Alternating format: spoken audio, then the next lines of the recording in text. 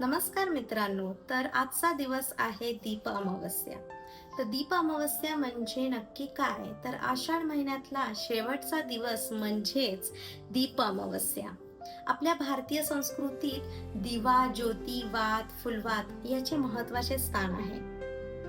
घरात आपण दररोज दिवा लावतो, सायंकाळी आपण दिवा लावतो, सकाळी आपण दिवा लावतो आणि देवाजवळ हीच प्रार्थना करतो की देवा, आमच्या जीवनातला अंधकार नष्ट कर. तर ह्या दिवशी घरातली स्त्री सगळे दिवे घासते, पुसते आणि तिची पूजा करते.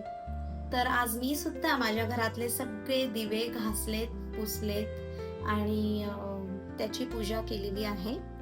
तर ते बघण्यासाठी तुम्ही माझे व्हिडिओ बघणं कंटिन्यू करा आणि व्हिडिओ आवडल्यास लाईक, शेअर, कमेंट आणि सबस्क्राईब नक्की करा. तर अशा प्रकारे मी हे दिव्यांची पूजा केलेली आहे आणि इतकं प्रसन्न वाटलं हे सगळं करून. खूप मनाला शांती भेटली आहे आणि खूप पॉझिटिव्ह फील करते मी. इथे मी आरतीचं ताट तयार केलेलं आहे. हे मी ह्यासाठी तयार केलं आहे कारण दीप अमावस्येच्या दिवशी घरातल्या लहान मुलांचं औक्षण केलं जातं.